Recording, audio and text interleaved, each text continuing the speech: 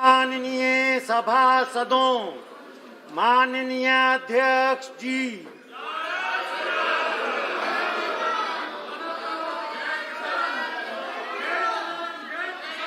Item number 1 Shrimati Nirmala Sitharaman ji, आप बैठ जाए। माननीय सदस्य प्लीज, माननीय सदस्य प्लीज, प्लीज माननीय सदस्य please.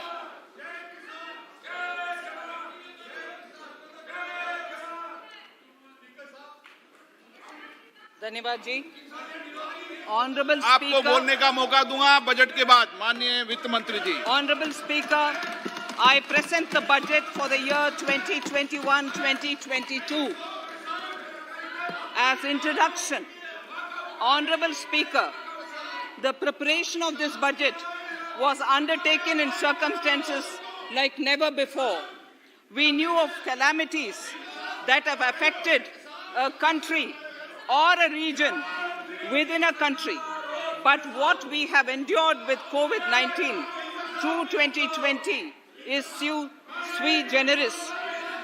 When I presented the budget 2020-2021, we could not have imagined that the global economy, already in throes of a slowdown, would be pushed into an unprecedented contraction. We could not have also imagined then that our people, as those in other countries, would have to endure the loss of near and dear ones and suffer hardships brought about due to a health crisis. The risk of not having a lockdown was far too high. Within 48 hours of declaring a 3-week-long complete lockdown, the Prime Minister announced the Pradhan Mantri Garib Kalyan Yojana, valued at 2.76 lakh crores, that provided free food grain to 800 million people, free cooking gas for 80 million families for months, and cash directly to over 400 million farmers, women, elderly, the poor, and the needy. Even as a large section of citizens stayed home, milk, vegetables, fruit suppliers, health and sanitary workers, truck drivers, railways and public transport workers, bank employees, electricity workers, our annadatas, police, firemen and the armed forces all had to go about their work as normal, but with the additional anxiety of the virus hanging over them. We recognize this, and I think I speak on behalf of everybody in this august house when I express my heartfelt gratitude to these men and women for how they were able to carry out their work and duty to provide for the nation's basics over those crucial months. Speaker, sir, for public good, honorable members of parliament and members of legislative assemblies too offered their salaries. In May 2020, the government announced the Atmanirbhar Bharat package. To sustain the recovery further into the year, we also rolled out 2 more Atmanirbhar packages, 2 and 3. Total financial impact of all the Atmanirbhar Bharat packages, including measures taken by the RBI, was estimated to be about 27.1 lakh crores, which amounts to more than 13% of our GDP. As a government, we kept a watch on the situation and were proactive in our responses. The government, led by the Prime Minister, stretched its resources to deliver for most vulnerable sections of our society, the poorest of the poor, the Dalits, the tribals, the elderly, the migrant workers, and our children. The Pradhan Mantri Garib Kalyan Yojana, the 3 Atmanirbhar packages, and announcements made later were like 5 mini budgets in themselves. The Atmanirbhar packages accelerated our pace of structural reforms, redefinition of MSMEs, commercialization of the mining sector, agriculture and labor reforms, privatization of public sector undertakings, one nation, one ration card, production-linked incentive schemes are some of the notable reforms carried out during this period. Faceless income tax assessment, DBT, and financial inclusion are agriculture and labor reforms, privatization of public sector undertakings, one nation, one ration card, production-linked incentive schemes are some of the notable reforms carried out during this period. Faceless income tax assessment, DBT, and financial inclusion are the others. Today, India has 2 vaccines available and has begun medically safeguarding not only her own citizens against COVID-19, but also those of 100 or more countries. It is added comfort to know that 2 or more vaccines are also expected soon. Honorable Prime Minister launched the vaccination drive by crediting and thanking our scientists. We are ever grateful for the strength and rigor of their efforts. Having said that, we are all reminded time and again that our fight against COVID-19 continues into 2021. Now, just as it happened after the 2 world wars, there are signs that the political, economic, and strategic relations in the post-COVID world are changing. This moment in history is the dawn of a new era, one in which India is well poised to truly be the land of promise and hope. I borrow the words of Rabindranath Tagore. Faith is the bird that feels the light and sings when the dawn is still dark. Faith is the bird that feels the light and sings when the dawn is still dark. In this spirit, I can't help but recall the joy that we as cricket-loving nation felt after the Team India's recent spectacular success in Australia. It has reminded us of all the qualities that we as a people, particularly our youth, epitomize of having abundant promise and the unsuppressed thirst to perform and to succeed. Today, data shows that India now has one of the lowest death rate of 112 per million population and one of the lowest active cases of about 130 per million. This has laid the foundation to the revival we are seeing now in the economy. This budget will be the first of this new decade. This budget will also be a digital budget, and that has happened with all your support. So far, only 3 times has a budget followed a contraction in the economy.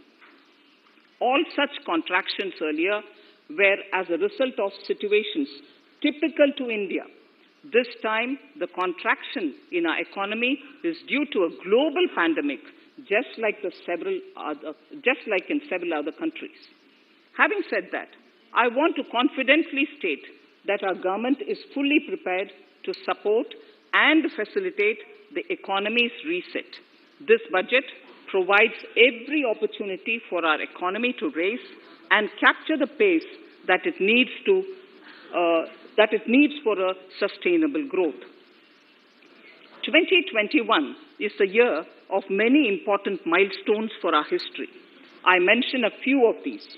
It is the 75th year of independence, 60 years of Goa's accession to India, 50 years of the 1971 India-Pakistan War. It will be the year of the 8th census of independent India. It will also be India's turn at the BRICS presidency, the year for our Chandrayaan-3 mission, and the Haridwar Mahakumbh.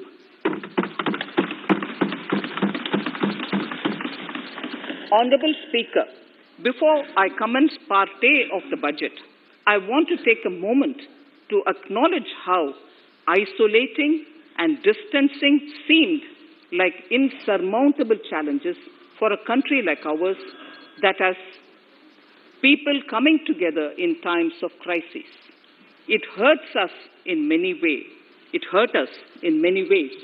I bow my head in respect to every citizen for the endurance shown in facing what was an undeniably a tough year for all our physical and mental well-being.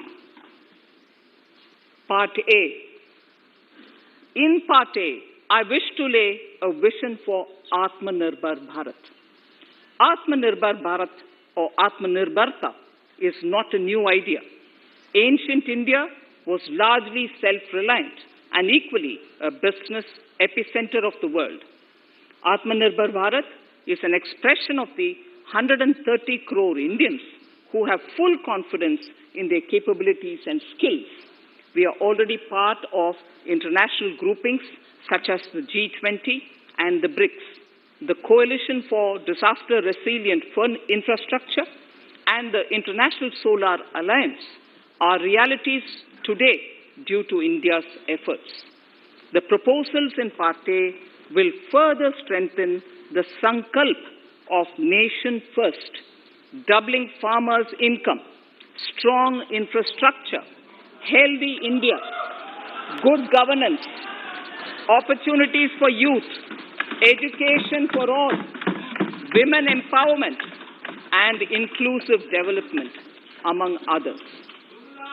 Additionally, also on the path to fast implementation are the 13 promises we had made in the budget of 2015-16, which were to materialize during the Amrit Mahotsav of 2022 on the 75th year of our independence.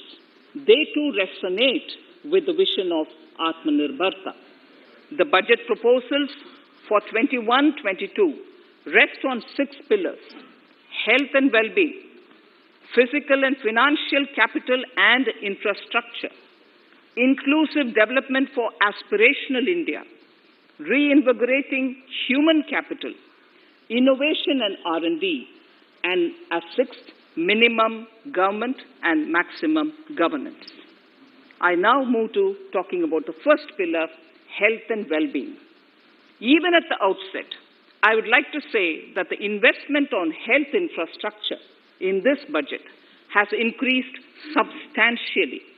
Progressively, as institutions absorb more, we shall commit more. Taking a holistic approach to health, we focus on strengthening 3 areas: preventive, curative, and well-being. Health systems. A new centrally sponsored scheme, PM Atmanirbhar Swasth Bharat Yojana, will be launched with an outlay of about 64,180 crores over 6 years. This will develop capacities of primary, secondary, and tertiary care health systems, strengthen existing national institutions, and create new institutions to cater to detection and cure of new and emerging diseases. This will be in addition to the National Health Mission. The main interventions under the scheme are support for over 17,000 rural and 11,000 urban health and wellness centers, research platform for WHO, World Health Organization, Southeast Asia Region Office, 9 biosafety level 3 laboratories, and 4 regional national institutes for virology. Nutrition. To strengthen nutritional content, delivery, outreach, and outcome, we will merge the supplementary nutrition program and the Poshan Abhiyan and launch the Mission Poshan 2.0. We shall adopt an intensified strategy to improve nutritional outcomes across 112 aspirational districts. Universal coverage of water supply.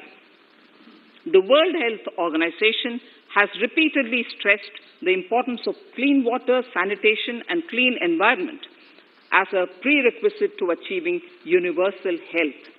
The Jal Jeevan Mission Urban will be launched.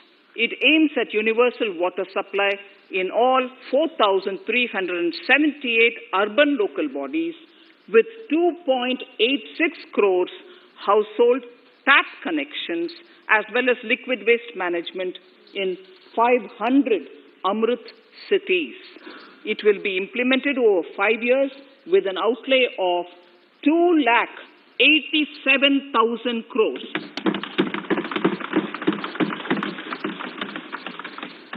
Swachh Bharat and Swasth Bharat.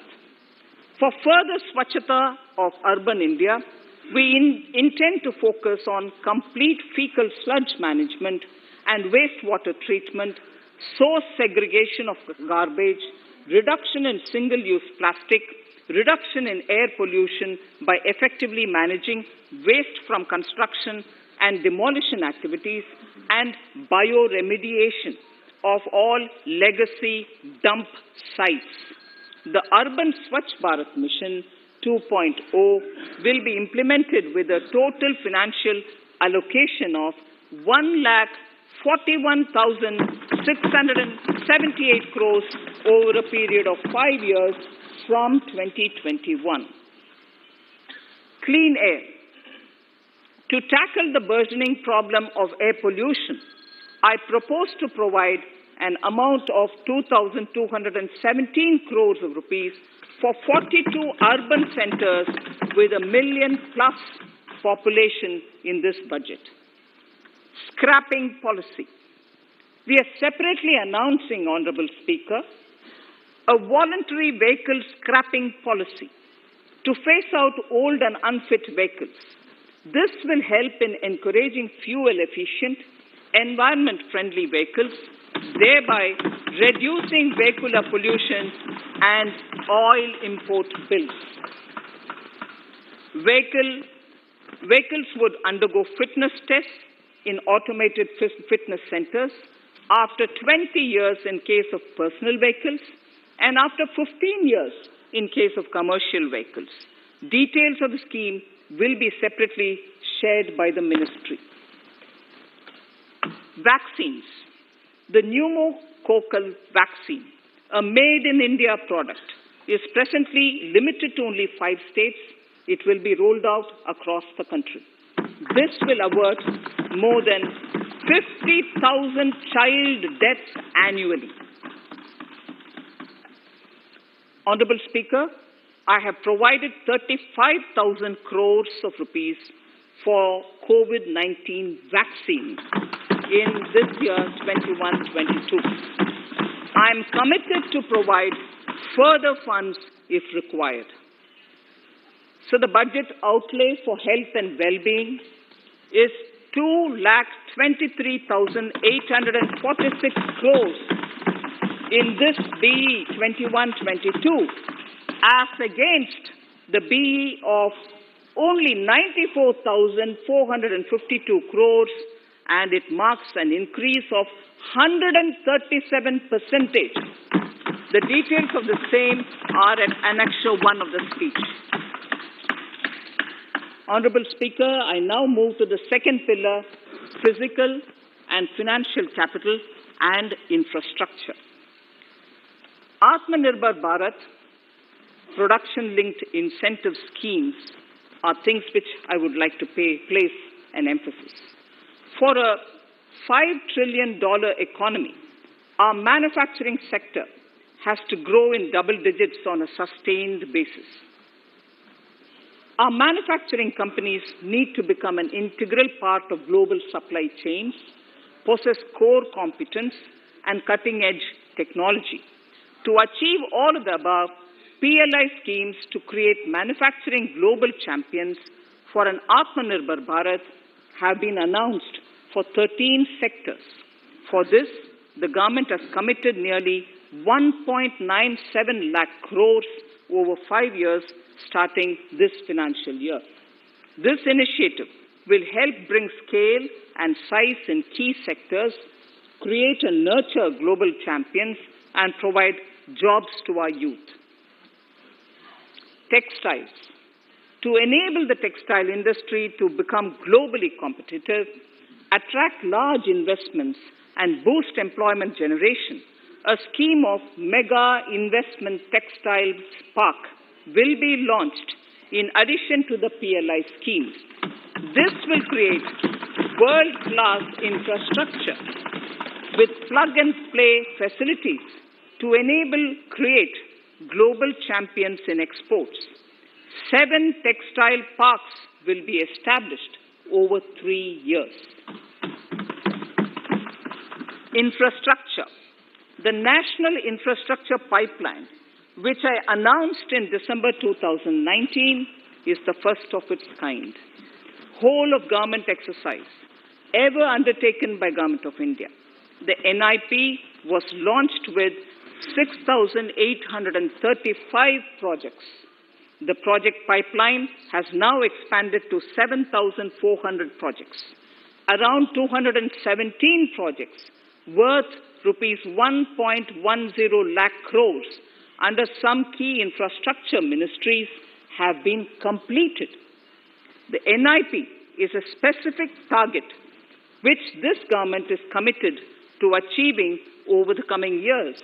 It will require major increase in funding from both the government and the financial sector. In this budget, I propose to take concrete steps to do this in 3 ways. Firstly, by creating the institutional structures.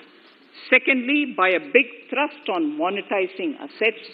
And thirdly, by enhancing the share of capital expenditure in central and state budgets. Infrastructure needs long-term debt financing. A professionally managed development financial institution is necessary to act as a provider, enabler, and catalyst for infrastructure financing. Accordingly, I shall introduce a bill to set up a development financial institution. I have provided a sum of 20,000 crore rupees to capitalize this institution. The ambition is to have a lending portfolio of at least 5 lakh crores for this DFI within 3 years' time. Debt financing of InvITs and rates by foreign portfolio investors will be enabled by making suitable amendments in the relevant legislations. This will further ease access of finance to InvITs and rates, thus augmenting funds for infrastructure and real estate sectors. Asset monetization. Monetizing operating public infrastructure. Monetizing operating public infrastructure assets is a very important financing option for new infrastructure construction. A national monetization pipeline of potential brownfield infrastructure assets will be launched. An asset monetization dashboard will also be created for tracking the progress and to provide visibility to investors. Some important measures in the direction of monetization are National Highways Authority of India and the PGCIL each have sponsored one InvIT that will attract international and institutional investors. 5 operational roads with an estimated enterprise value of 5,000 crores of rupees are being transferred to the NHAI InvIT. Similarly, transmission assets of value 7,000 crores will be transferred to the PGCIL InvIT. Railways will monetize dedicated freight corridor assets for operations and maintenance after commissioning. The next lot of airports will be monetized for operations and management concessions. Other core infrastructure assets that will be rolled out under the asset monetization programs are NHAI operational toll roads, 2 transmission assets of PGCL, 3 oil and gas pipelines of GAIL, Gas Authority of India Limited, IOCL and HPCL, Airports Authority of India airports in Tier 2 and 3 cities, other railway infrastructure assets, warehousing assets of CPSE, such as the Central Warehousing Corporation and NAFED, among others, and sports stadiums. Sharp increase in capital budget. In the BE 2020-21, we had provided for 4.12 lakh crores for capital expenditure. It was our effort that in spite of resource crunch, we should spend more on capital, and we are likely to end this year at around 4.39 lakh crores, which I have provided in the RE of 2020-2021. For 21-22, I propose a sharp increase in capital expenditure and thus have provided 5.54 lakh crores, which is 34.5% more than the BE of 2020-2021. Of this, I have kept a sum of more than 44,000 crores in the budget head of the Department of Economic Affairs to be provided for projects, programs, or departments that show good progress in capital expenditure and are in need of further funds. Over and above this expenditure, we would also be providing more than 2 lakh crores to states and autonomous bodies for their capital expenditure. We will also work out specific mechanisms to nudge states to spend more of their budget on creation of infrastructure.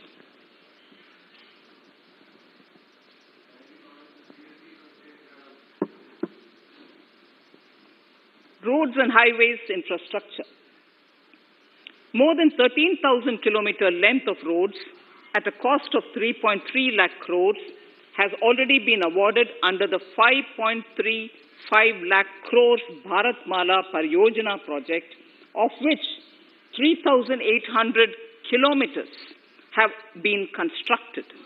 By March 2022, we would be awarding another 8,500 kilometers and complete an additional 11,000 kilometers of national highway corridors. To further augment road infrastructure, more economic corridors are also being planned. Some are 3,500 kilometers of national highway works in the state of Tamil Nadu at an investment of 1.03 lakh crores. These include Madurai-Kollam corridor, Chittoor-Tachur corridor, and construction will start next year. Second, 1,100 kilometers of national highway works in the state of Kerala at an investment of 65,000 crores, including 600 kilometer section of Mumbai-Kanyakumari corridor in Kerala. Third, 675 kilometers of highway works in the state of West Bengal at a cost of 25,000 crores, including upgradation of existing road Kolkata-Siliguri.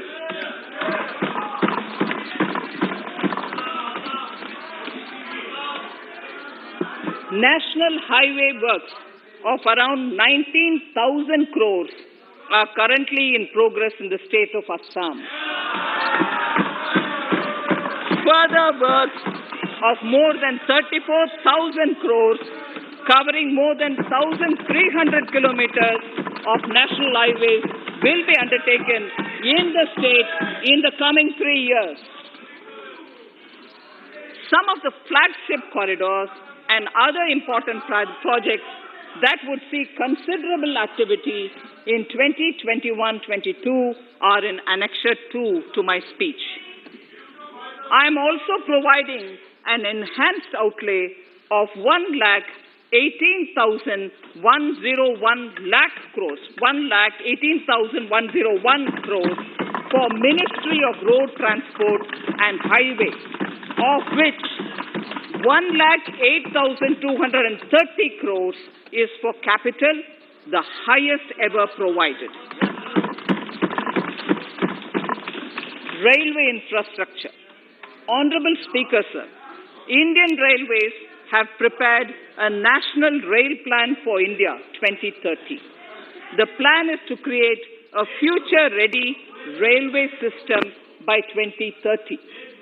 Bringing down the logistic costs for an industry is at the core of our strategy to enable Make in India.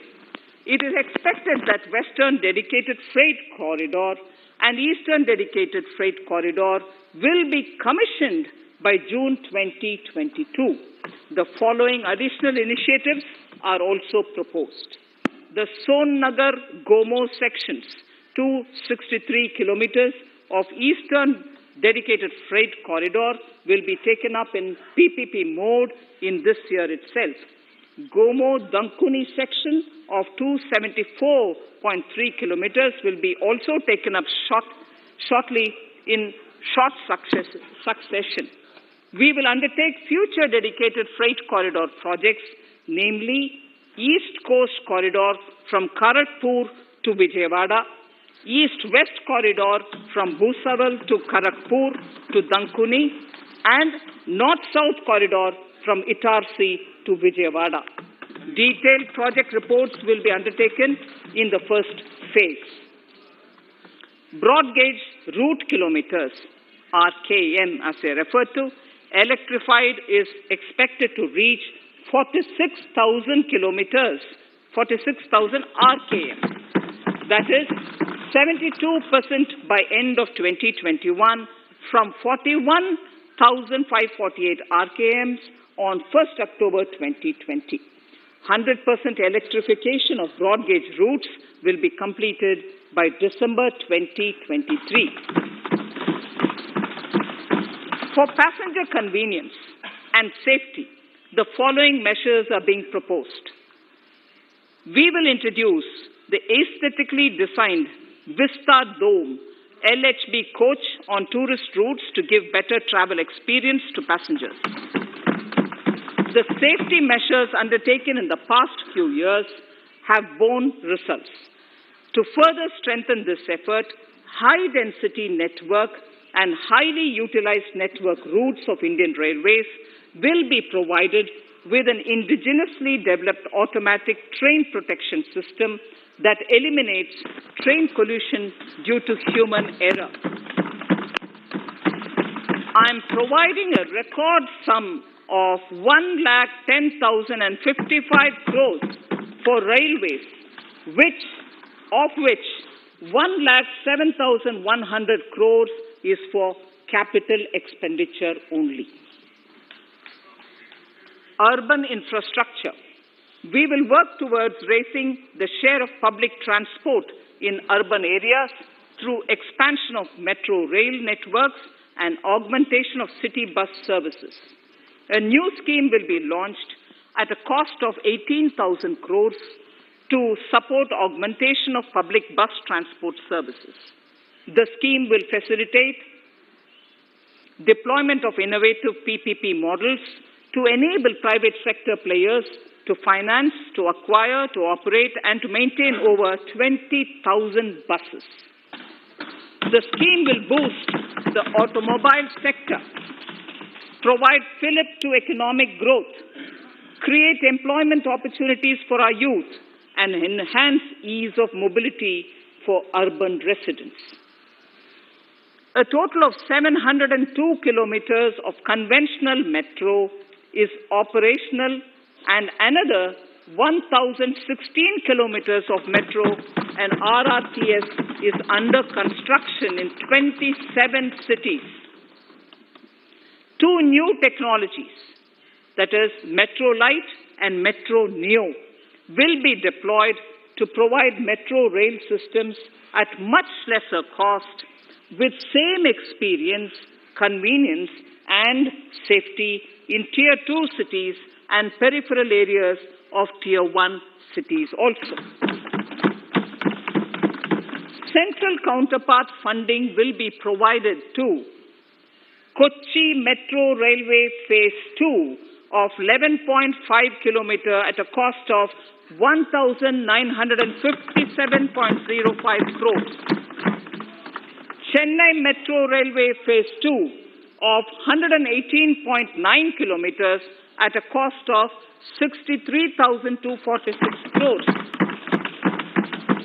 Bengaluru Metro Railway Project Phase 2A and 2B of 58.19 kilometers at a cost of 14,788 crores. Nagpur Metro Rail Project Phase 2 and Nashik Metro at a cost of 5,976 crores and 2,092 crores respectively. Power infrastructure.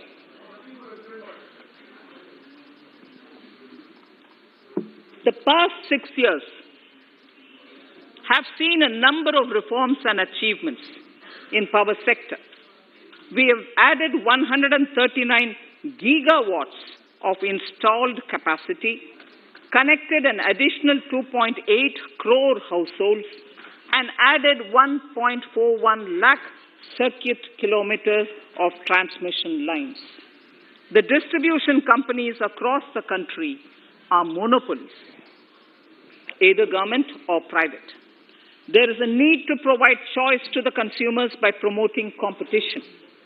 A framework will be put in place to give consumers alternatives to choose from among more than one distribution companies. I read that sentence again. A framework will be put in place to give consumers alternatives to choose from among more than one distribution company. The viability of distribution companies is a serious concern. A revamped, reforms-based, result-linked power distribution sector scheme will be launched with an outlay of 3,05,984 crores over 5 years. The scheme will provide assistance to DISCOMs for infrastructure creation, including prepaid smart metering, feeder separation, upgradation of systems, etc., tied to financial improvements. Prime Minister, while speaking at the third Reinvestment Conference in November 2020, had announced plans to launch a comprehensive national hydrogen energy mission. It is now proposed to launch a hydrogen energy mission in 2021-22 for generating hydrogen from green power sources. Ports, shipping and waterways. Major ports will be moving from managing their operational services on their own to a model where a private partner will manage it for them. For the purpose, 7 projects worth more than 2,000 crores will be offered by the major ports on private-public partnership mode in FY 21-22. A scheme for promoting flagging of merchant ships in India will be launched by providing subsidy support to Indian shipping companies in global tenders floated by ministries and CPSCs. An amount of 1,624 crores will be provided over 5 years. This initiative will enable greater training and employment opportunities for Indian seafarers, besides enhancing Indian companies' share in global shipping. India has enacted Recycling of Ships Act in 2019 and acceded to the Hong Kong International Convention. Around 90 ship recycling yards at Alang in Gujarat have already achieved HKC-compliant certificates. Efforts will be made to bring more ships to India from Europe and Japan. Recycling capacities of around 4.5 million light displacement ton LDT will be doubled by 2024. This is expected to generate an additional 1.5 lakh jobs for our youth. Petroleum and natural gas. Our government has kept fuel supplies running across the country without interruption during the COVID-19 lockdown period. Taking note of the crucial nature of the sector in people's lives, the following key initiatives are being announced. 1. Ujjwala scheme, which has benefited 8 crore households, will be extended to cover 1 crore more beneficiaries. We will add 100 more districts in next 3 years to the city gas distribution network. A gas pipeline project will be taken up in the Union Territory of Jammu and Kashmir. An independent gas transport system operator will be set up for facilitation and coordination of booking of common carrier capacity in all natural gas pipelines on a non-discriminatory open access basis. Financial capital. I propose to consolidate the provisions of the SEBI Act 1992, Depositories Act 1996, Securities Contracts Regulation Act 1956, and Government Securities Act 2007 into a rationalized single securities markets code. The government would support the development of a world-class fintech hub at the GIFT IFSC.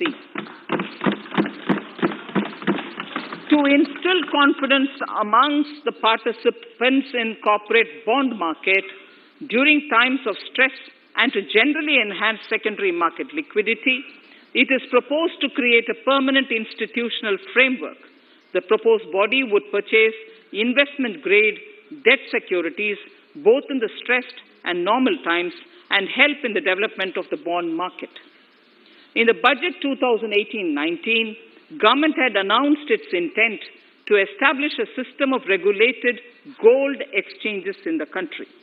For the purpose, SEBI will be notified as the regulator, and Warehousing Development and Regulatory Authority will be strengthened to set up a commodity market ecosystem arrangement, including vaulting, assaying, logistics, etc., in addition to warehousing.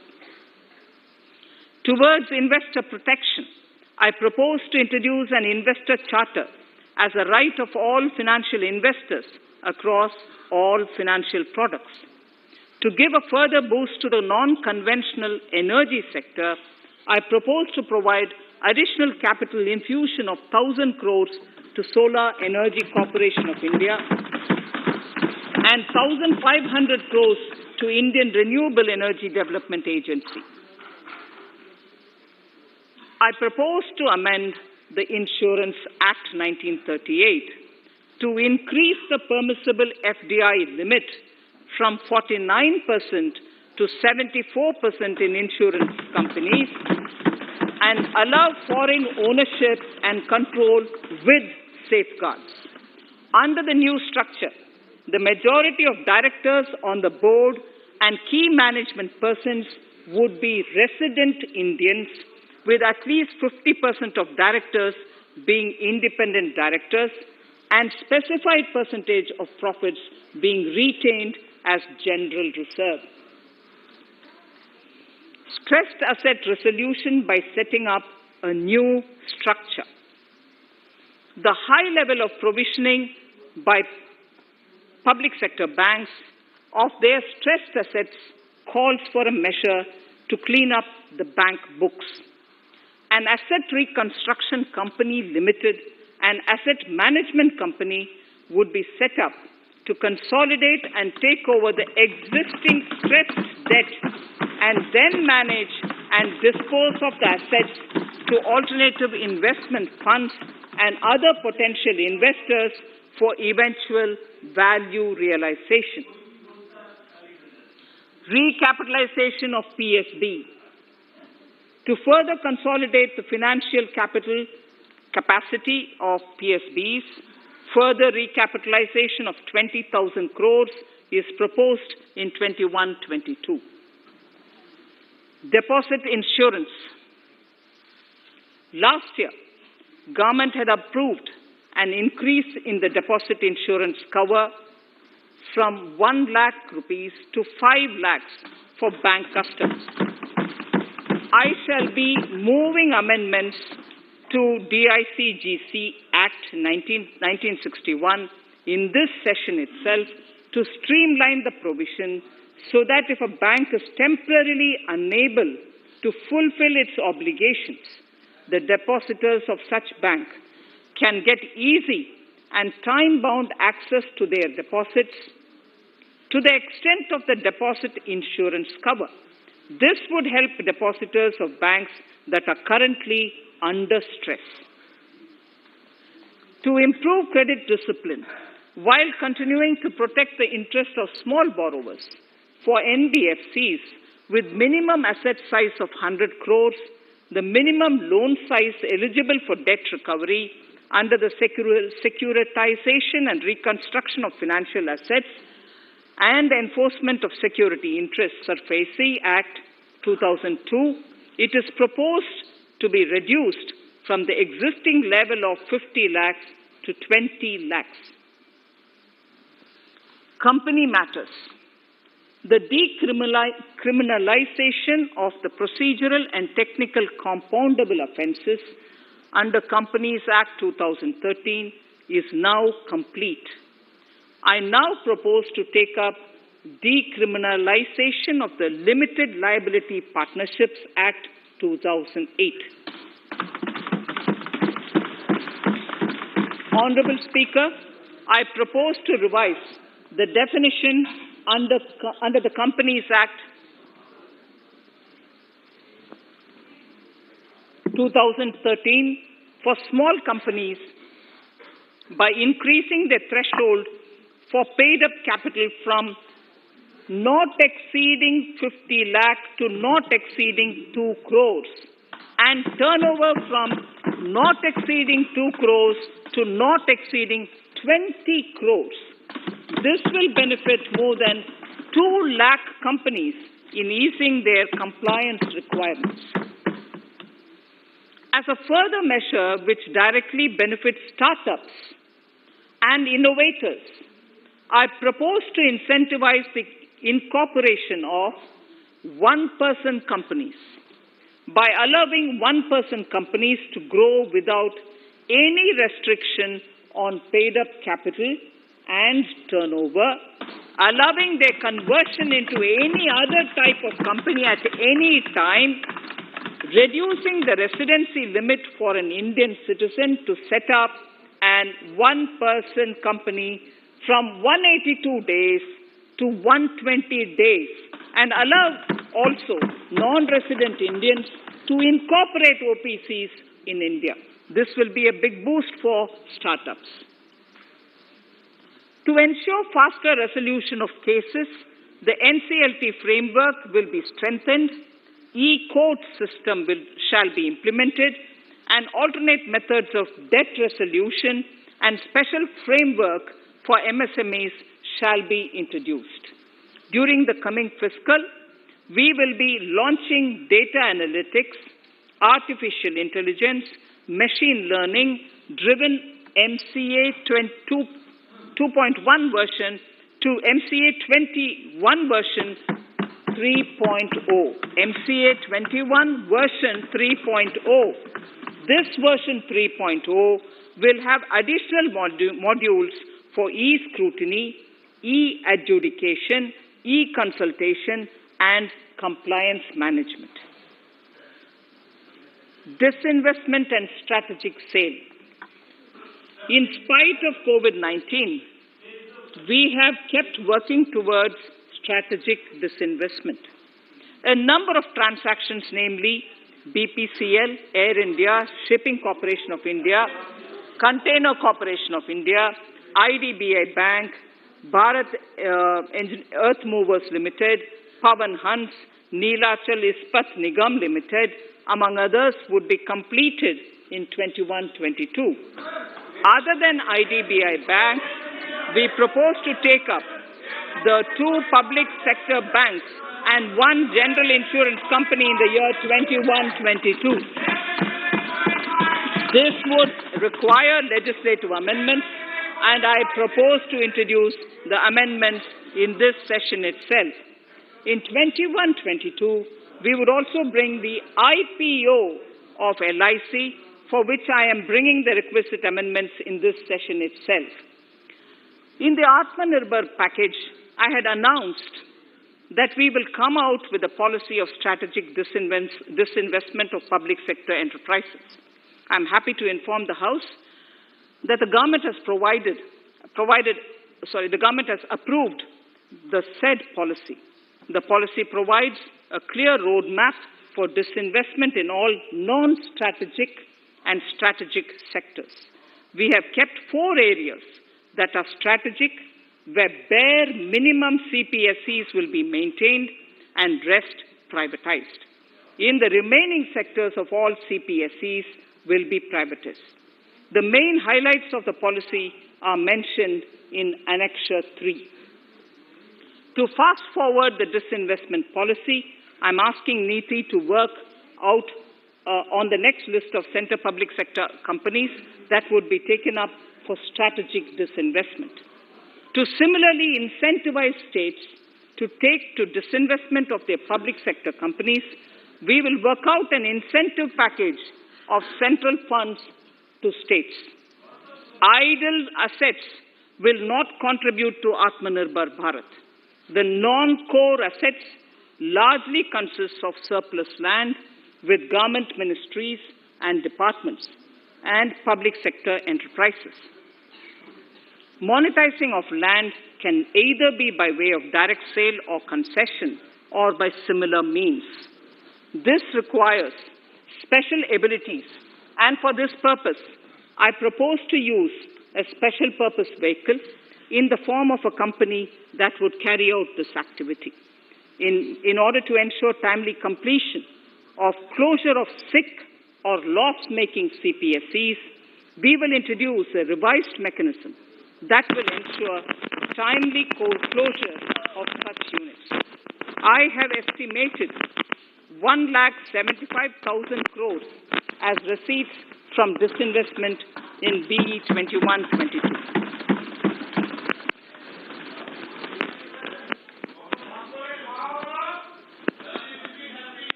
Government financial reforms. Under the Treasury Single Account, the TSA system, autonomous bodies directly draw funds from the government's account at the time of actual expenditure, saving interest costs. We will extend the TSA system for universal application from 21-22. On the recommendation of the 15th Finance Commission, we have undertaken a detailed exercise to rationalize and bring down the number of centrally sponsored schemes. This will enable consolidation of outlays for better impact. The government is committed to the development of multi-state cooperatives and will provide all support to them. To further streamline the ease of doing business for cooperatives, I propose to set up a separate administrative structure for them. So the third pillar of Atmanirbhar Bharat, inclusive development for aspirational India. Honorable Speaker, sir, under this pillar, I will cover agriculture and allied sectors, farmers' welfare and rural India, migrant workers and labor, and financial inclusion. Agriculture. Our government is committed to the welfare of farmers.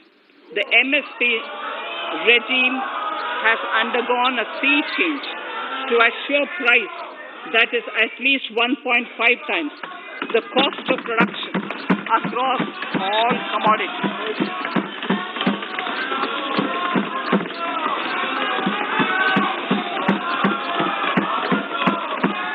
The procurement has also continued to increase at a steady pace. This has resulted in increase in payment to farmers substantially. In case of wheat, a total amount paid to farmers in 2013-14. Honorable Speaker, sir, the data that I give now is important for all honorable members to kindly hear. In case of wheat, the total amount paid to farmers in 2013-14 was 33,874 crores. In 2019-20, it was 62,802 crores. And even better, Honorable Speaker, in 2020-2021, this amount paid to farmers was 75,060 crores.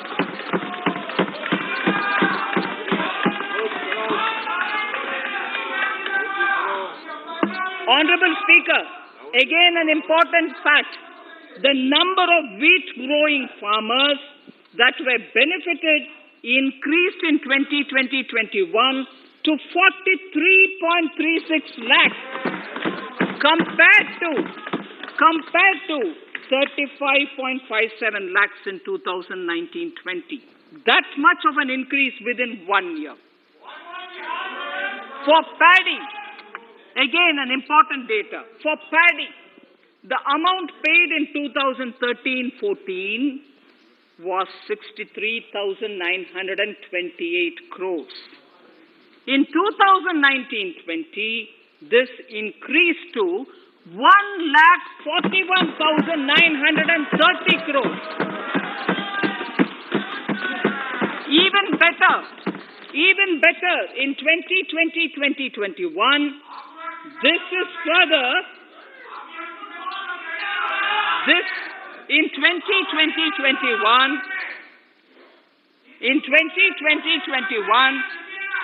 is further estimated, and I'm saying this is further estimated because the procurement is ongoing, and therefore I can't give you the final figure.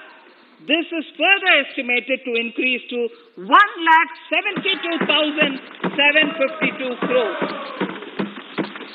The number of farmers benefited increased from 1.24 crores in 2019-20 to 1.54 crores in 2020-21. In the same way, Honorable Speaker, sir, in the case of pulses, the amount paid in 2013-14 was 236 crores. In 2019-20, this was increased to 8,285 crores. Now in 2021, it is at 10,530 crores. More than 40 times increase from 2013-14. The receipts to cotton farmers have seen a stupendous increase from 90 crores in 2013-14 to 25,974 crores I'm giving you data as of 27th January 2021. This is bound to increase. From 90 crores for cotton farmers in 2013-14 to 25,974 crores in 2021.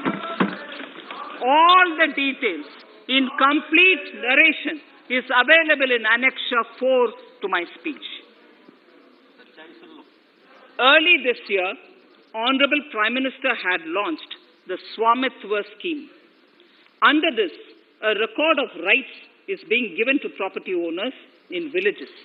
Up till now, about 1.80 lakh property owners in 1,241 villages have been provided cards. I propose during 21-22 to extend this to cover all states and union territories. To provide adequate credit to our farmers, I have enhanced the agricultural credit target to 16.5 lakh crores in this year. We will focus on ensuring increased credit flow to animal husbandry, Pashupalan, dairy, and to Matsyakar, to the fisheries. We are enhancing the allocation to the Rural Infrastructure Development Fund from 30,000 crores to 40,000 crores. The Micro Irrigation Fund, with a corpus of 5,000 crores, has been created under NABARD. I propose to double it by augmenting it by another 5,000 crores. To boost value addition in agriculture and allied products and their exports, the scope of Operation Green Scheme that is presently applicable to only tomatoes, onions and potatoes will be enlarged to include 22 perishable crops. Around 1.68 lakh crore farmers, around 1.68 crore farmers are registered and 1.14 lakh crores of rupees trade value has been carried out through e-NAMs, the National Agricultural Market. Keeping in view the transparency and the competitiveness that e-NAM has brought into the agricultural market, 1,000 more mandis will be integrated with e-NAM. Honorable Speaker, sir, with all this, the Agricultural Infrastructure Fund would be made available to the APMCs for augmenting their infrastructure facilities.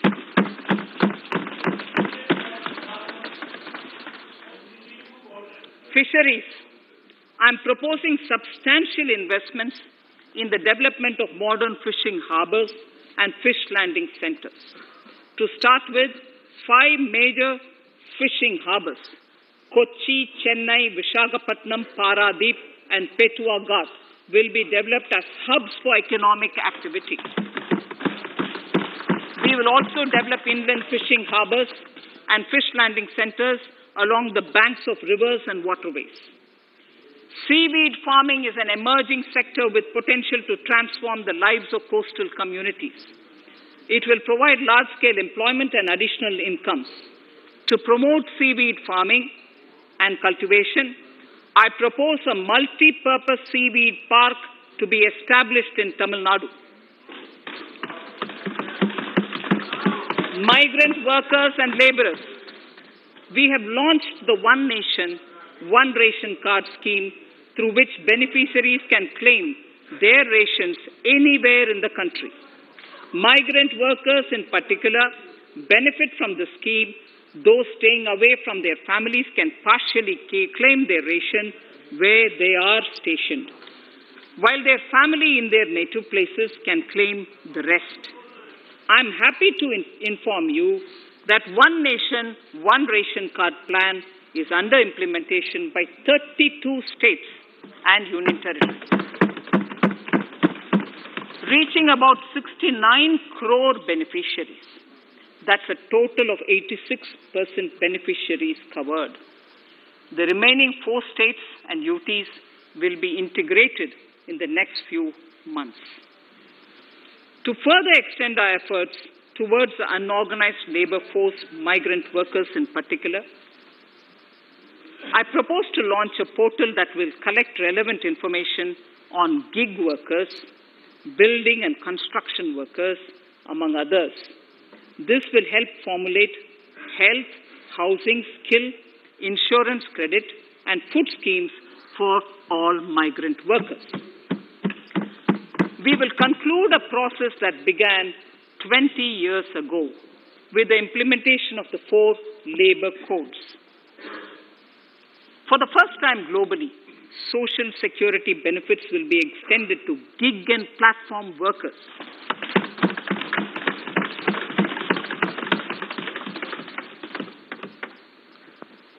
Minimum wages will apply to all categories of workers, and they will all be covered by the Employees State Insurance Corporation. Women will be allowed to work in all categories and also in the night shifts with adequate protection. At the same time, compliance burden on employers will be reduced with a single registration and licensing and online returns. Financial inclusion. To further facilitate credit flow under the scheme of Stand Up India for the scheduled castes and scheduled tribes and also women, I propose to reduce the margin money requirement from 25% to 15% only, and to also include loans for activities in allied sectors, in allied activities in agriculture. We have taken a number of steps to support the MSME sector. In this budget, I have provided 15,700 crores to this sector, more than double of the last year's B. Honorable Speaker, sir, I now go to the fourth pillar, reinvigorating human capital. The national education policy announced recently has had good reception. In school education, more than 15,000 schools will be qualitatively strengthened to include all components of the national education policy. They shall emerge as exemplar schools in their regions, hand-holding and mentoring other schools to achieve the ideals of policy. 100 new Sainik schools will be set up in partnership with NGOs, private schools, and states. Higher education. In Budget 2019-20, I had mentioned about the setting up of a higher education commission in India. We would be introducing the legislation this year to implement the same. It will be an umbrella body having 4 separate vehicles for standard setting, accreditation, regulation, and funding. Many of our cities have various institutions, universities, and colleges supported by the Government of India. Hyderabad, for example, has about 40 major institutions. In 9 such cities, we will create a formal umbrella structure so that these institutions can have better synergy while also retaining their internal autonomy. A glue grant will be set aside for this purpose. For accessible higher education in Ladakh, I propose to set up a central university in Leh.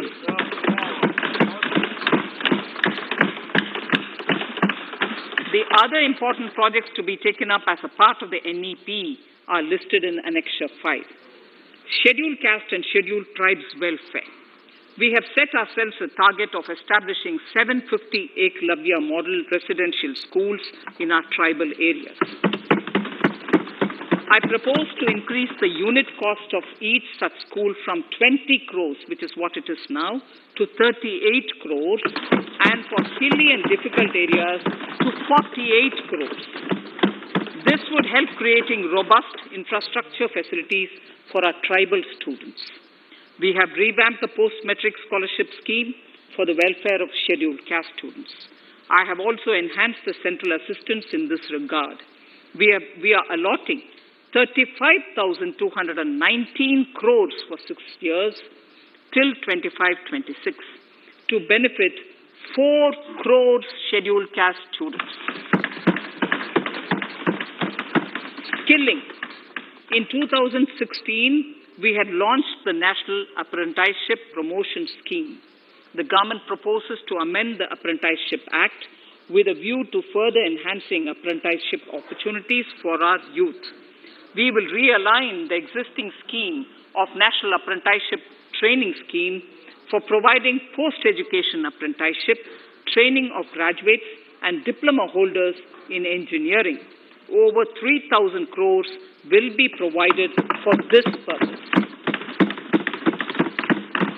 An initiative is underway, Honorable Speaker, in partnership with the United Arab Emirates to benchmark skill qualifications, assessment, and certification, accompanied by the deployment of certified workforce.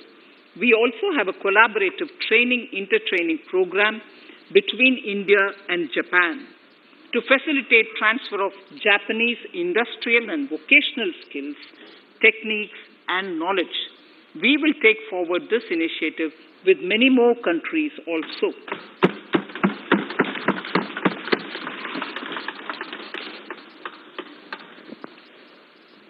Innovation and R&D. In my budget speech of 2019, I had announced the National Research Foundation.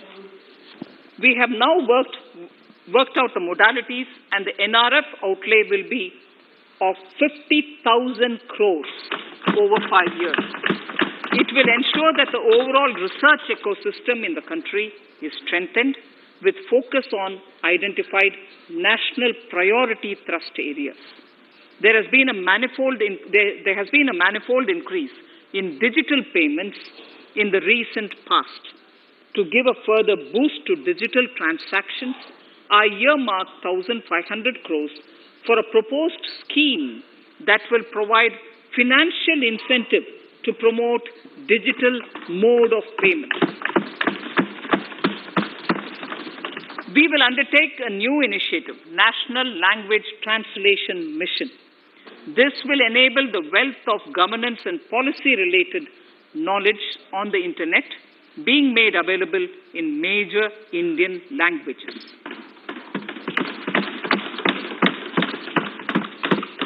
The new Space India Limited, a PSU, under the Department of Space, will execute the PSLV CS-51 launch, carrying the Amazonia satellite from Brazil, along with a few smaller Indian satellites.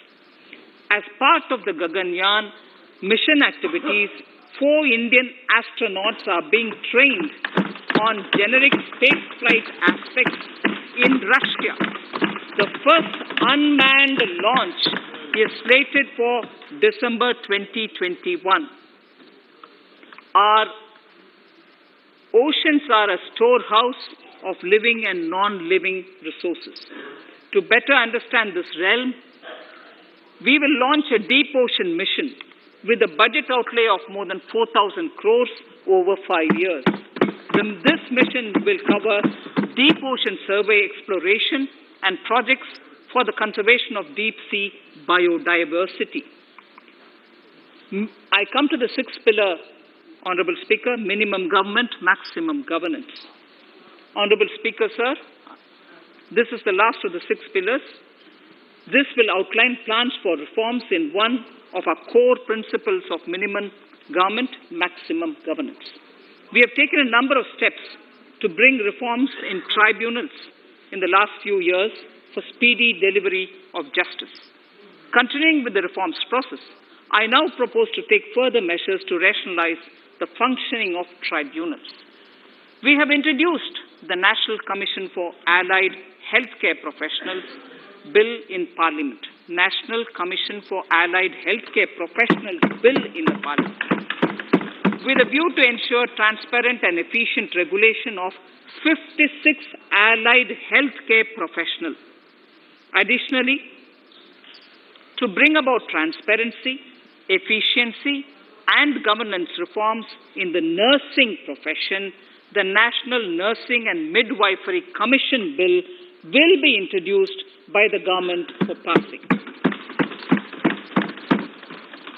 To have ease of doing business for those who deal with government or CPSEs and carry out contracts, I propose to set up a conciliation mechanism and mandate its use for quick resolution of contractual disputes. This will instill confidence in private investors and contractors. Honorable Speaker, sir, the forthcoming census could be the first digital census in the history of India.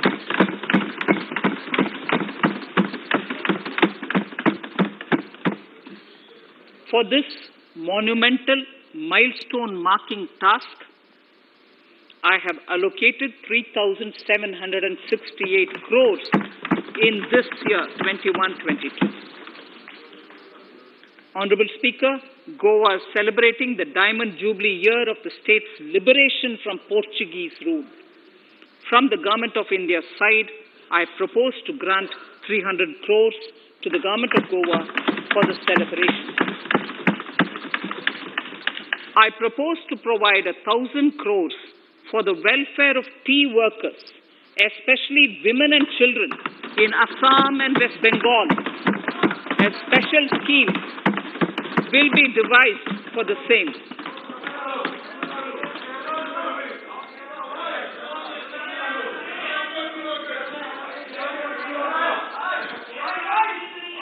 Fiscal position.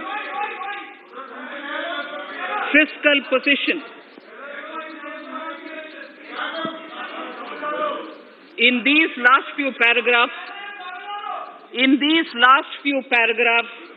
of part A of my speech, I draw the attention of this august House to the fact that at the beginning of the current financial year, the pandemic's impact on the economy resulted in a weak revenue inflow. This was combined with high expenditure to provide essential relief to vulnerable sections of the society, especially the poor, the women, scheduled castes, and scheduled tribes. Unlike many other countries, we opted for a series of medium-sized packages during the pandemic so that we could calibrate and target our response according to the evolving situation. Once the health situation stabilized and the lockdown was being slowly lifted, we switched to ramping up government spending so as to revive domestic demand. As a result, against an original BE expenditure of 30.42 lakh crores for 2020-21, our RE estimates are 34.50 lakhs. 30.42 now within the year going up to 34.5 lakh crores. We have maintained quality of expenditure. The capital expenditure estimated in the RE is 4.39 lakh crores as against 4.12 lakh crores in the BE stage. So the beginning of the year, we had marked only 4.12 lakh, whereas it is 4.39 lakh crores as we end the year. Fiscal deficit in RE 2020-2021 is pegged at 9.5% of the GDP. Fiscal deficit in RE 2020-2021 is pegged at 9.5% of GDP. We have funded this through government borrowings, multilateral borrowings, small saving funds, and short-term borrowings. We would need another 80,000 crores, for which we would be approaching the market in these 2 months. We would be needing another 80,000 crores, for which we would be approaching the markets in these 2 months. To ensure that the economy is given the required push, our BE estimates for expenditure in 21-22 are 34.83 lakh crores. This includes 5.54 lakh crores as capital expenditure, an increase of 34.5% over the BE figure of 2020-2021.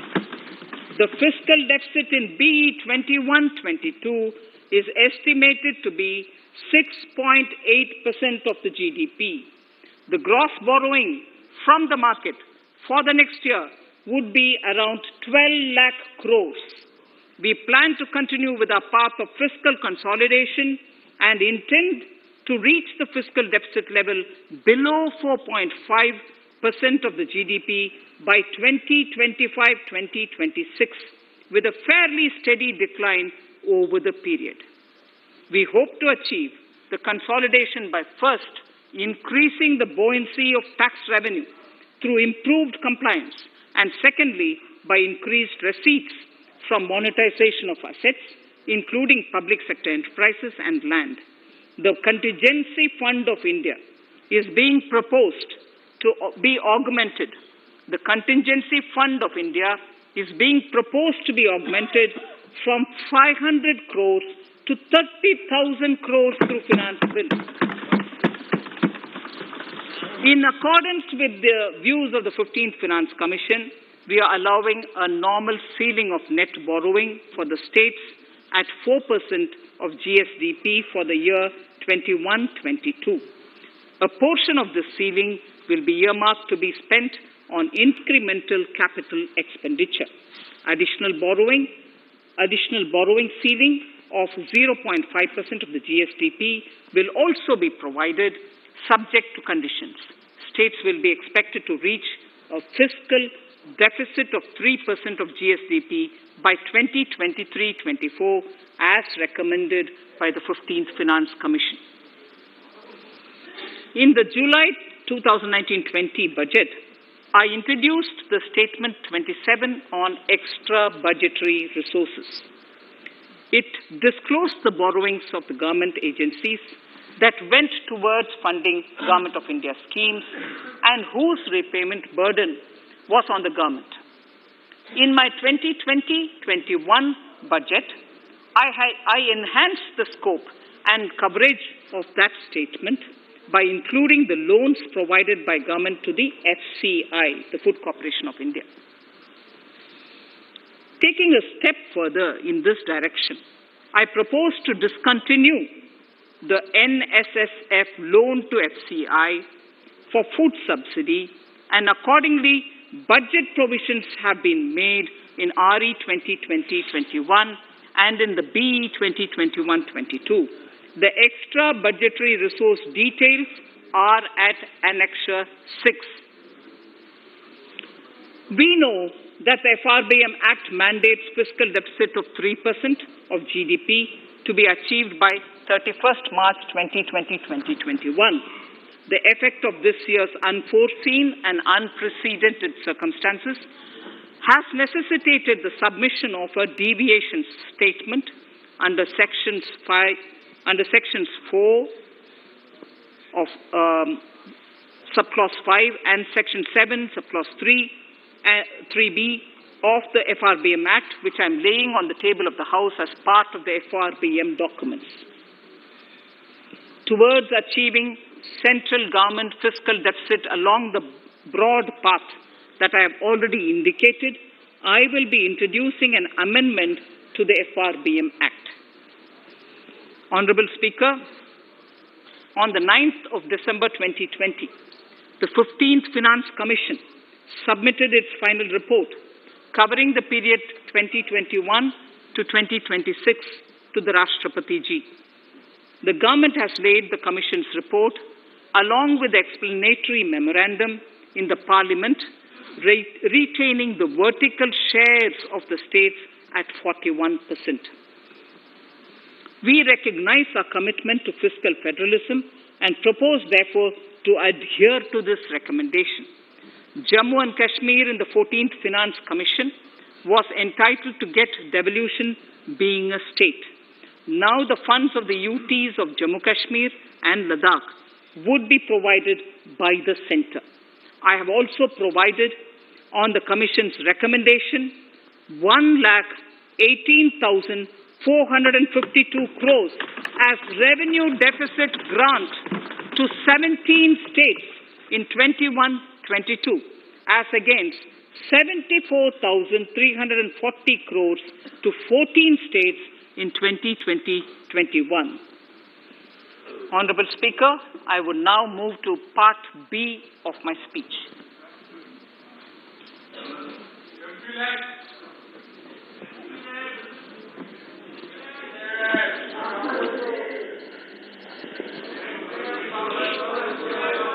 Honorable Speaker, the world is facing a serious challenge of the pandemic and its aftershock.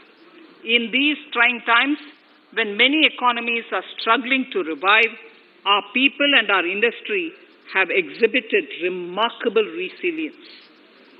As I mentioned already, post-pandemic, a new world order seems to be emerging, one in which Asia is poised to occupy a prominent position, and India will have a leading role therein. In this scenario, our tax system has to be transparent, efficient, and should promote investments and employment in our country. At the same time, it should put minimum burden on our taxpayers. I borrow the words of Thiruvalluvar, the saint. Yetralum, Eatalum, Kathalum, Katha Vaguthalum, Nalla Valladarasu.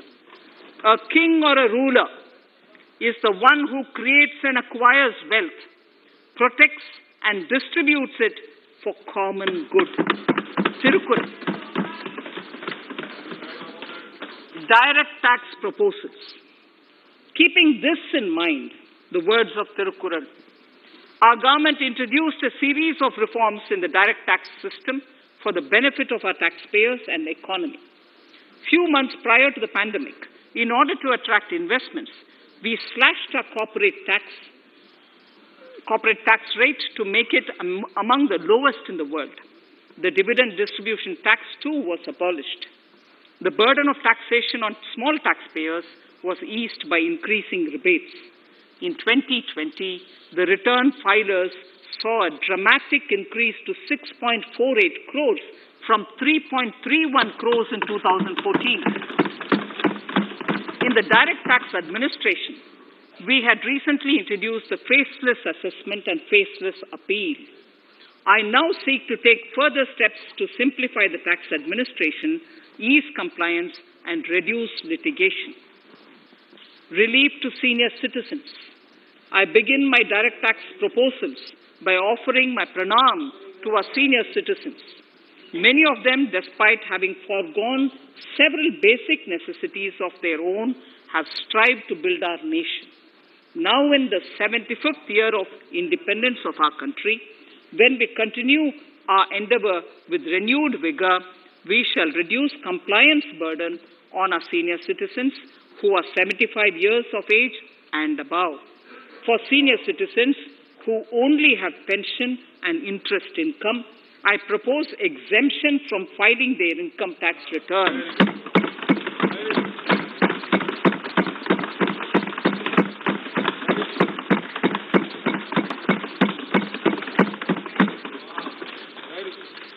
The paying bank will deduct the necessary tax on their income. Reduction in time for income tax proceedings. This is a very key announcement, if you ask me. Honourable Speaker, presently an assessment can be reopened up to 6 years and in serious tax fraud cases for up to 10 years. As a result, taxpayers have to remain under uncertainty for a very long time. I therefore propose to reduce this time limit for reopening of assessments to 3 years from the present 6 years.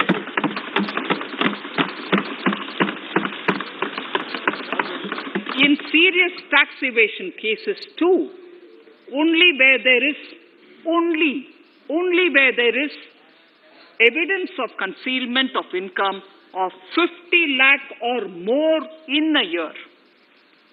In serious tax evasion cases too, only where there is evidence of concealment of income of 50 lakh or more in a year can the assessment be reopened up to 10 years. Even this reopening can be done only after the approval of the Principal Chief Commissioner, the highest level of Income Tax Department. Setting up the Dispute Resolution Committee. Honourable Speaker, it has been the resolve of this government to reduce litigation, which mars the present taxation system. The government came out with the Direct Taxation Vivad Se Vishwas scheme to give taxpayers an opportunity to settle long-pending disputes and be relieved to further strain on their time and resources. The response from taxpayers has been the best ever, as over 110,000 taxpayers have already opted to settle tax disputes of over 85,000 crores under the scheme. To further reduce litigation for small taxpayers, I propose to constitute a dispute resolution committee for them, which will be faceless to ensure efficiency, transparency, and accountability. Anyone with a taxable income up to 50 lakh and disputed income up to 10 lakh shall be eligible to approach the committee. Faceless IT-AT. For ease of compliance and to reduce discretion, we are committed to make the taxation processes faceless. The government has already introduced faceless assessment and appeal this year. The next level of income tax appeal is the Income Tax Appellate Tribunal. I now propose to make this tribunal faceless. We shall establish a national faceless Income Tax Appellate Tribunal Center. All communication between the tribunal and the appellant shall be electronic. Where personal hearing is needed, it shall be done through video conferencing. Relaxations to NRI. When non-resident Indians return to India, they have issues with respect to their accrued incomes in their foreign retirement accounts. This is usually due to mismatch in taxation period. They also face difficulties in getting credit for Indian taxes in foreign jurisdictions. I propose to notify rules for removing their hardship of double taxation. Exemption from audit. Currently, if your turnover exceeds 1 crore, you have to get your accounts audited. In February 2020 budget, I had increased the limit for tax audit to 5 crores for those who carry out 95% of their transactions digitally.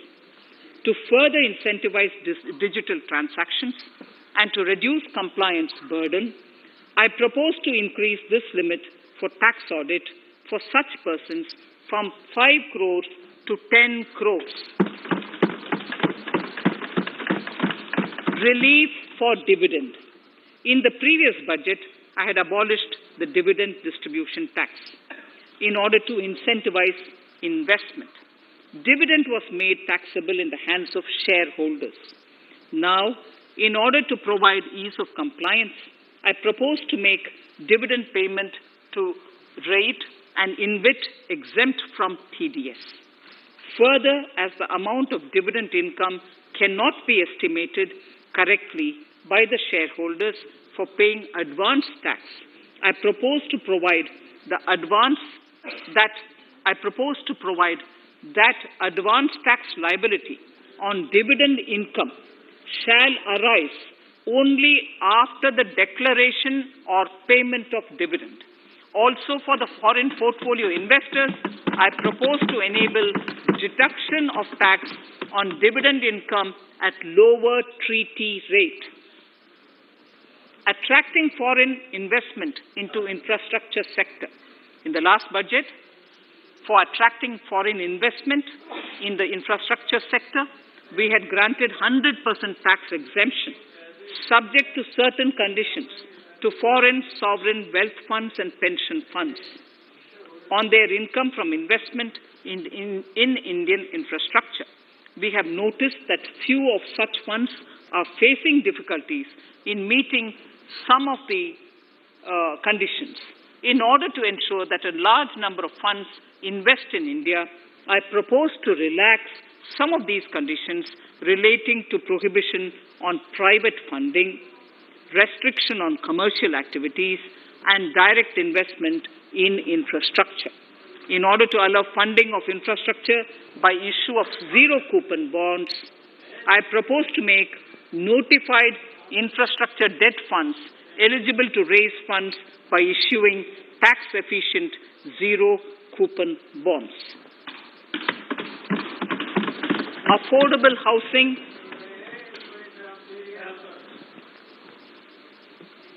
Affordable housing and rental housing.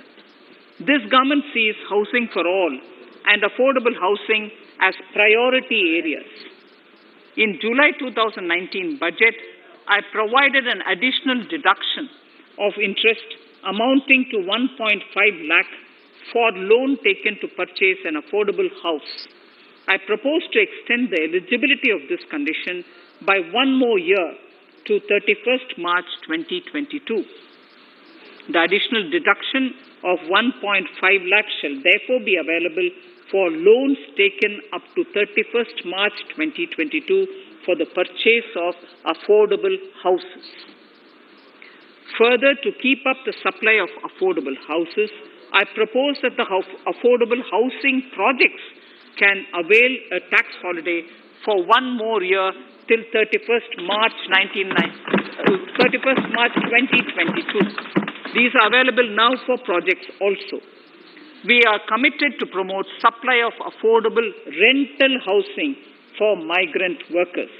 For this, I propose to allow tax exemption for notified affordable rental housing projects. Tax incentives to IFSC. As I mentioned in Part A of this speech, the government is committed to making the International Financial Services Center in GIFT City a global financial hub. In addition to the tax incentives already provided, I propose to include, among others, tax holiday for capital gains for aircraft leasing companies, tax exemption for aircraft lease rentals paid to foreign lessors, tax incentive for relocating foreign funds in the IFSC, and to allow tax exemption to the investment division of foreign banks located in the IFSC. Pre-filling of returns. Honorable Speaker, in order to ease compliance for the taxpayer, details of salary income, tax payments, TDS, etc., already come pre-filled in income tax returns. To further ease filing of returns, details of capital gains from listed securities, dividend income, and interest from banks, post office, etc., will also be now pre-filled. Relief to small trusts. We hope to reduce compliance burden on small charitable trusts running educational institutions and hospitals. So far, there is a blanket exemption to such entities whose annual receipt does not exceed 1 crore of rupees. I now propose to increase this amount to 5 crores.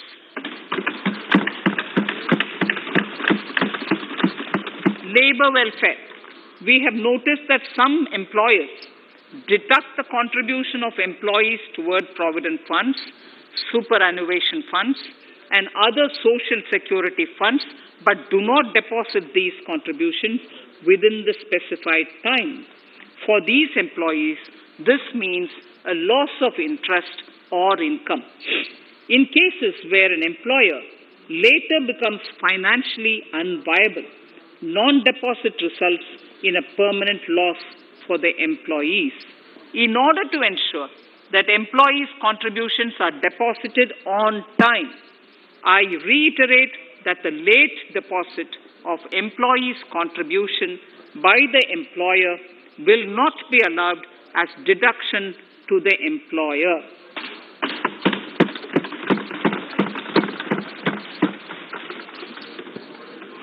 Incentives for startups.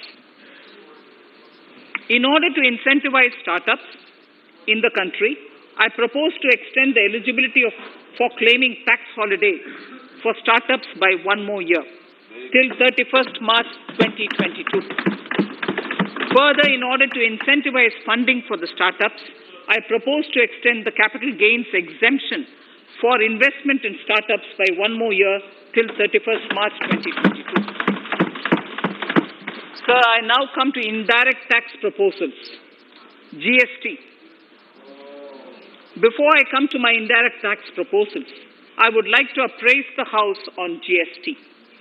The GST is now 4 years old, and we have taken several measures to further simplify it. Some of the measures include nil return through SMS, quarterly return and monthly payment for small taxpayers, electronic invoice system, validated input tax statements, pre-filled editable GST return, and staggering of returns filing. The capacity of GST and system has also been enhanced. We have also deployed deep analytics and artificial intelligence to identify tax evaders and fake billers and launched special drives against them. The results speak for themselves. We have made record collections in the last few months. The GST Council has painstakingly thrashed out thorny issues. As chairperson to the Council, I want to assure this House that we shall take every possible measure to smoothen the GST further and to remove anomalies such as inverted duty structure. Custom duty rationalization. Our custom duty policy should have the twin objective of promoting domestic manufacturing and helping India get on to global value chain and export better. The thrust now has to be on easy access to raw materials and exports of value-added products. Towards this, last year, we started overhauling the customs duty structure, eliminating 80 outdated exemptions. I also thank everyone who responded overwhelmingly to a crowdsourcing call for suggestions on this revamp. I now propose to review more than 400 old exemptions this year. I repeat, I now propose to review more than 400 old exemptions this year. We will conduct this through extensive consultations, and from 1st October 2021, we will put in place a revised customs duty structure free of distortions. I also propose that any new customs duty exemptions, therefore, henceforth will have validity up to 31st March, following 2 years from the date of the issue. Electronic and mobile phone industry. Domestic electronic manufacturing has grown rapidly. We are now exporting items like mobiles and chargers. For greater domestic value addition, we are withdrawing a few exemptions on part of chargers and sub-parts of mobiles. Further, some parts of mobiles will move from nil rate to a moderate 2.5%. Iron and steel. MSMEs and other user industries have been severely hit by a recent sharp rise in iron and steel prices. Therefore, we are reducing customs duty uniformly to 7.5% on semis, flats, and long products of non-alloy, alloy, and stainless steels. To provide relief to metal recyclers, mostly MSMEs, I am exempting duty on steel scrap for a period up to 31st March 2022. Further, I am also revoking ADD and CVD on certain steel products. Also, to provide relief to copper recyclers, I am reducing duty on copper scrap from 5% to 2.5%. Textiles. The textile sector generates employment and contributes significantly to the economy. There is a need to rationalize duties on raw material inputs to man-made textiles. We are now bringing nylon chain on par with polyester and other man-made fibers. We are uniformly reducing the BCD rates on caprolactam, nylon chips, nylon fiber, and yarn to 5%. This will help the textile industry, MSMEs, and also overall exports. Chemicals. We have calibrated customs duty rates on chemicals to encourage domestic value addition and to remove inversions. Apart from other items, we are reducing customs duty on naphtha to 2.5% to correct inversion. Gold and silver. presently attract a basic customs duty of 12.5%. Since the duty was raised from 10% in July 19, prices of precious metals have risen sharply. To bring it closer to previous levels, we are rationalizing customs duty on gold and silver. Renewable energy. In Part A, we have already acknowledged that solar energy has huge promise for India.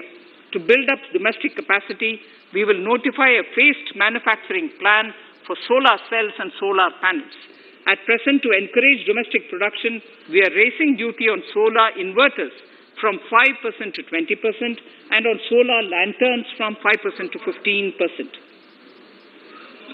Capital equipment and auto parts. There is immense potential in manufacturing heavy capital equipment domestically. We will comprehensively review the rate structure in due course. However, we are revising duty rates on certain items immediately. We propose to withdraw exemptions on tunnel boring machine. It will attract a customs duty of 7.5% and its parts a duty of 2.5%. We are raising customs duty on certain auto parts to 15% to bring them on par with general rate on auto parts. MSME products. We are proposing certain changes to benefit MSMEs. We are increasing duty from 10 to 15% on steel screws and plastic builder wares. On prawn feed, we increase it from 5 to 15%. We are rationalizing exemption on import of duty-free items as an incentive to exporters of garments, leather, and handicraft items. Almost all of these items are made domestically by our MSMEs. We are withdrawing exemption on imports of certain kinds of leathers as they are domestically produced in good quantity and quality, mostly by MSMEs. We are also raising customs duty on finished synthetic gemstones to encourage domestic processing. Agriculture products to benefit farmers. We are raising customs duty on cotton from nil to 10%, on raw silk and silk yarn from 10 to 15%.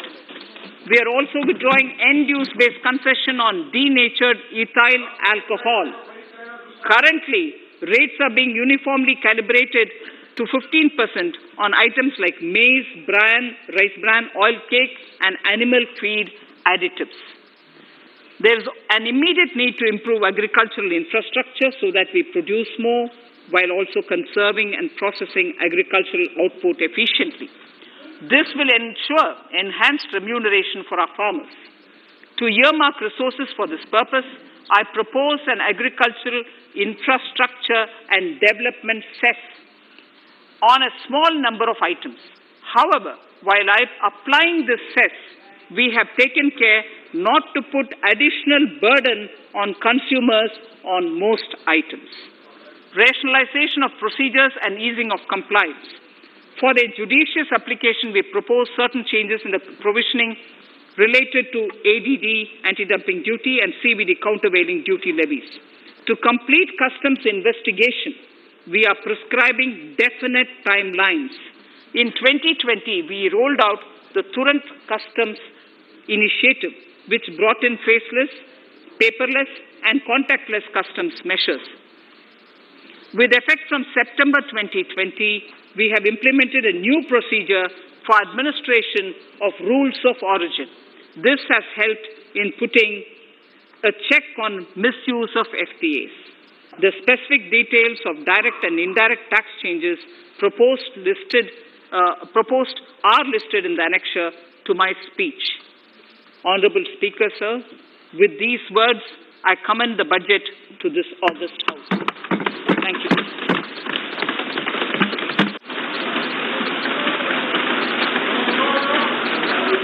Item number 1. Manya Mantri ji, item number 1. Sorry, I don't have it with me. Sir, I wish to place on table the 15th Finance Commission report.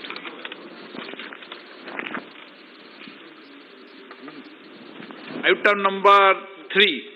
Manya Mantri ji. Sir, I wish to lay on the table the following statements under Section 3(1) of the Fiscal Responsibility and Budget Management Act 2003, the medium-term fiscal policy cum fiscal policy strategy statement and macroeconomic framework statement.